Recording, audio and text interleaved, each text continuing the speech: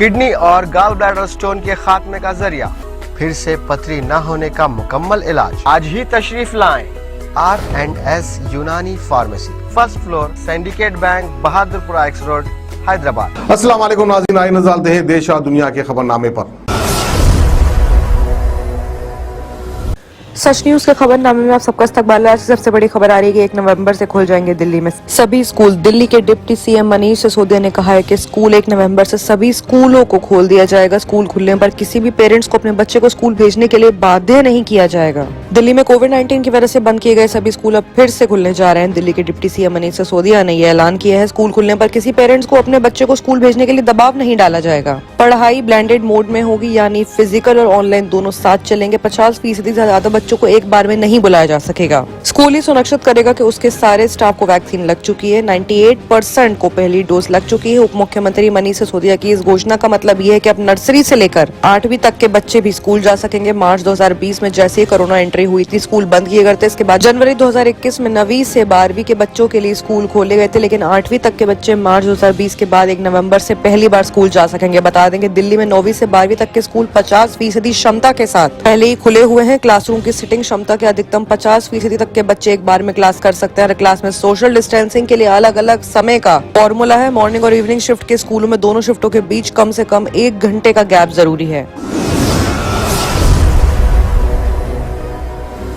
वहीं एक और बड़ी खबर लालू प्रसाद यादव की तरफ से आ रही। लालू लंबे वक्त के बाद चुनाव प्रचार में उतरे हैं। गोली मारने के बयान पर नीतीश को उन्होंने जवाब भी दिया है। बिहार विधानसभा की 2 सीटों पर हो रहे उपचुनाव बिहार बाई इलेक्शंस के प्रचार में राजद अध्यक्ष लालू यादव भी लंबे वक्त के बाद चुनावी मैदान में उतरे हैं। तारापुर की चुनावी सभा में लालू यादव ने नीतीश कुमार पर पलटवार किया। लालू ने कहा, हम काहे को गोली मारेंगे, तुम अपने मर जाओगे। नीतीश ने एक दिन पहले कहा था कि लालू चाहे तो उन्हें गोली मरवा दें। ऐसे में इस बयान के बाद वहां पर काफी ज्यादा चहल पहल हो गई। लालू प्रसाद काफी ज्यादा एंट्री और सेवेज लेवल पर उन्होंने ये बयान दिया है। बता दें कि लालू प्रसाद यादव की तबीयत कुछ वक्त से नासाज चल रही थी, लेकिन ऐसे में उनका मैदान में वापस उतरना इस बात की संदेश ही देता है कि लालू प्रसाद यादव पूरी तरह से तैयार हैं। वहीं अब तक इसमें नीतीश का कोई ऐसा बयान सामने से नहीं आया है। वहीं एक और बड़ी खबर आ रही है। गांधी मैदान ब्लास्ट को लेकर नरेंद्र मोदी की हुंकार। रैली में हुए ब्लास्ट में केस में 9 आरोपी दोषी करार हैं, 1 को बरी कर दिया गया है। पटना गांधी मैदान ब्लास्ट, पटना गांधी ब्लास्ट का मास्टरमाइंड हैदर अली और मेजिबुल्ला था। बताया जाए कि बम के धमाके के बाद वो डर गया था, इसलिए मौके के भागने की कोशिश की, लेकिन तब तक पुलिस मौके पर पहुंच गई और उसे दबोच लिया। इस वक्त की बड़ी खबर राजधानी पटना से आ रही है, जहां NIA की कोर्ट ने पटना गांधी मैदान ब्लास्ट में मामले में पूरी सुनवाई कर दी है। कोर्ट ने पटना के इस बहुचर्चित मामले में 10 आरोपियों में से 1 को बरी कर दिया, जबकि 9 लोगों को दोषी करार दिया है। कोर्ट ने 10 आरोपियों में से 9 को दोषी करार दिया है, जिनमें इम्तियाज अंसारी, हैदर अली, नवाज अंसारी, मुजमुल्ला, उमर सिद्दीकी, अजहर कुरैशी, अहमद हुसैन, फिरोज असलम और इफ्तिखार आलम शामिल हैं। कोर्ट ने एक आरोपी फखरुद्दीन को रिहा कर दिया है। इस केस में अब 1 नवंबर को सजा के बिंदुओं पर सुनवाई होगी। मालूम है कि पटना में 27 अक्टूबर 2013 को पीएम नरेंद्र मोदी की रैली के दौरान गांधी मैदान में धमाके हुए थे। भाजपा की हुंकार रैली के दौरान सिलसिलेवार बम ब्लास्ट होने से भगदड़ मच गई। इस धमाके के दौरान नरेंद्र मोदी समेत तमाम नेता गांधी मैदान में मौजूद थे। गांधी मैदान से पहले एक धमाका पटना जंक्शन में भी हुआ था। पटना में हुए इन सीरियल धमाकों में 6 लोगों की मौत हुई थी, वहीं करीब 85 लोग घायल हो गए थे। वहीं अगली बड़ी खबर आगरा से आ रही है, जहां पर पाकिस्तान जिंदाबाद के नारे लगाने वाले 3 स्टूडेंट्स पर एक्शन है। कॉलेज ने सस्पेंड कर दिया है स्टूडेंट्स पर कथित तौर पर ICC T20 वर्ल्ड कप में पाकिस्तान की जीत के बाद कथित तौर पर खुशी जाहिर करते हुए व्हाट्सएप स्टेटस पोस्ट करने, पाकिस्तान के सपोर्ट में नारेबाजी करने का इल्जाम है। ICC T20 वर्ल्ड कप में भारत के खिलाफ पाकिस्तान की जीत का जश्न मनाने के मामले अब यूपी के आगरा में सामने आए हैं। इस आरोपों में RBS कॉलेज प्रबंधन ने एक्शन लेते हुए 3 स्टूडेंट्स को सस्पेंड कर दिया। स्टूडेंट्स पर कथित तौर पर पाकिस्तान की जीत और पाकिस्तान जिंदाबाद के नारे लगाने का इल्जाम है। SP सिटी आगरा विकास कुमार ने कहा है कि हिंदुस्तान पाकिस्तान मैच के बाद व्हाट्सएप पर कुछ ऐसे मैसेज लिखे गए जो देश के विरुद्ध हैं। इन संबंध में एक तहरीर दी गई है, जिसके आधार पर मुकदमा दर्ज किया जा रहा है। बताया जा रहा है कि पुलिस को इस मामले से जुड़े सबूत हाथ लगे हैं। ऐसे में तीनों स्टूडेंट्स के तौर पर उनको सस्पेंड कर दिया गया और उन पर कार्यवाही भी चल सकती है, और ये भी हो सकता है कि आने वाले फ्यूचर में उन्हें किसी भी कॉलेज में एडमिशन ना मिले।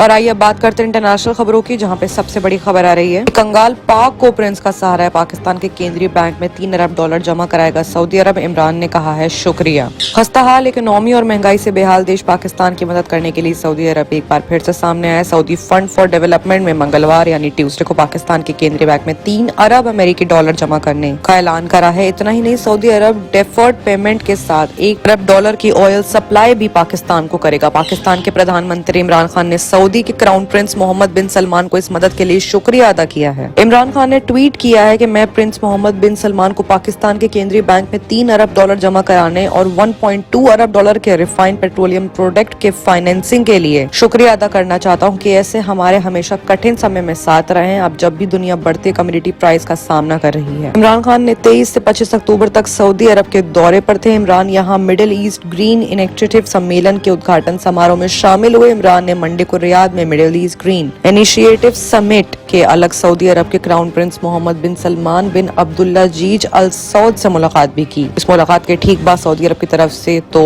प्लान का ऐलान हो गया और साथ ही साथ मदद भी पहुंच गई।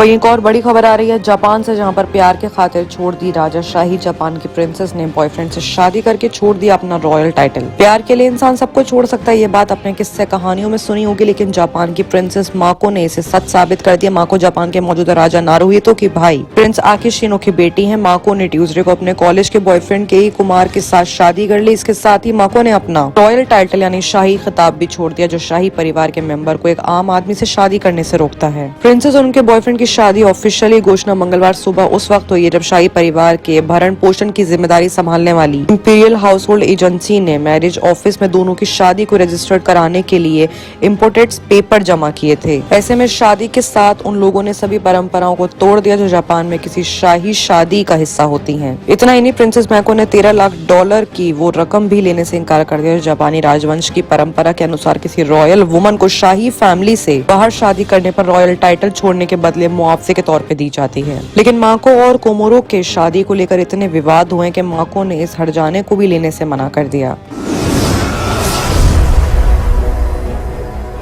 वहीं ताजा खबर आ रही है अरूसा आलम के बयान को लेकर। उन्होंने कहा है कि मेरे पास छिपाने को कुछ भी नहीं है। कैप्टन अमरिंदर सिंह से रिश्ता और ISI पर बोली पाकिस्तानी जर्नलिस्ट अरूसा आलम। उन्होंने कहा कि इस विवाद के बावजूद कैप्टन साहब अब भी मेरे अच्छे दोस्त हैं। अरूसा ने अपने खिलाफ लगे इल्जामों को अपमानजनक और पूरी तरह से निराशजनक बताया है। उन्होंने कहा है कि वो ISI से संबंधों के इल्जामों पर हिंदुस्तान एजेंसियों की जाँच में शामिल होने को तैयार है। अरूसा ने अपने खिलाफ लगे इल्जामों को गलत बताया है। उन्होंने कहा है कि अगर इस मुद्दे पर कोई जाँच शुरू हो रही है तो वो हिंदुस्तान की केंद्रीय एजेंसियों के साथ सहयोग करने के लिए भी तैयार हैं। आगे कहा कि भारत मेरे खिलाफ निराधार प्रचार की जांच के लिए तीसरे देश को भी शामिल कर सकता है। बाकी की तमाम खबरों के लिए देखते रहिए सच न्यूज।